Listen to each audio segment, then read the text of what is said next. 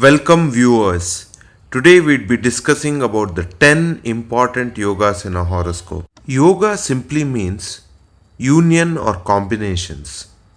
In a horoscope, a yoga simply means a combination of planets and constellations.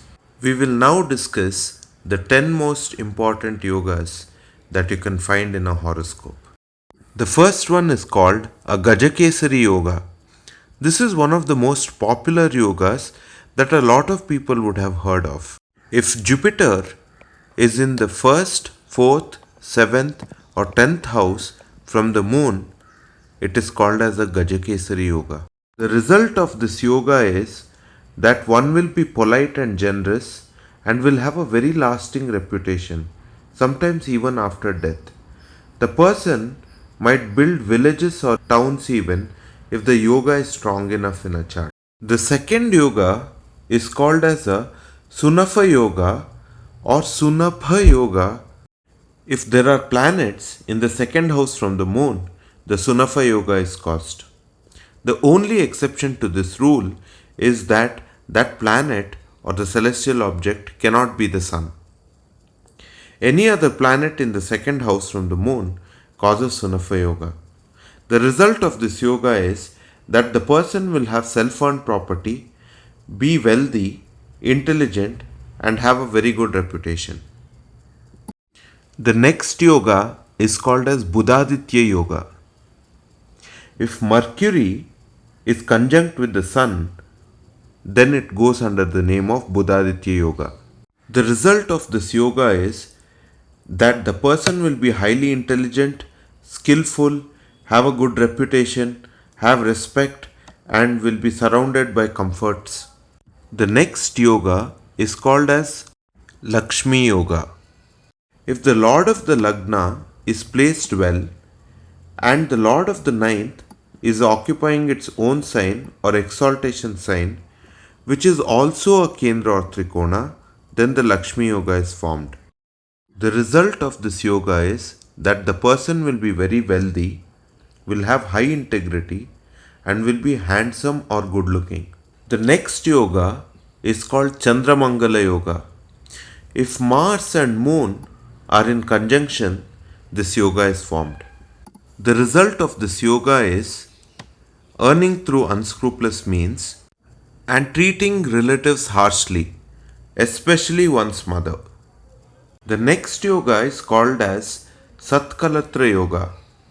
The Lord of the seventh or Venus should join or be aspected by Jupiter or Mercury. The result is that the native will have noble, virtuous, and a loving spouse. The next yoga I'd be talking about is called as Sasha yoga, or some people call it Sasa yoga. When Saturn occupies the first, fourth, seventh, or 10th house, which is called as the Kendra, which should also be Saturn's own sign or exaltation sign, then it gives rise to this yoga. A person born in this yoga will have many number of assistants. They might become the head of a village or a town, and they will be benefited a lot by other people's wealth. They might also be wicked in disposition depending on other factors. The next yoga we'll talk about is called as Malavya yoga. When Venus is in his own sign or exaltation sign and occupies a quadrant which is the first, fourth, seventh, or 10th house, it gives rise to this yoga.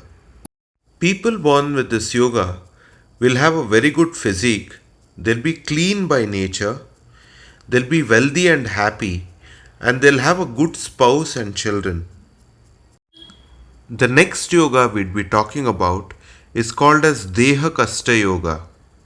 If the Lord of the Lagna is conjunct with a malefic planet or is in the 8th house, then it gives rise to this yoga.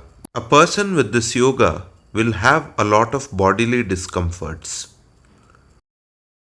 The next yoga and the last yoga we'd be discussing right now is called as Sada Sanchara yoga. If the Lord of the Lagna occupies a movable sign or the Lagna itself is a movable sign, it gives rise to this yoga. People with this yoga would be a constant traveler. They probably may enjoy traveling or they might be required to travel constantly.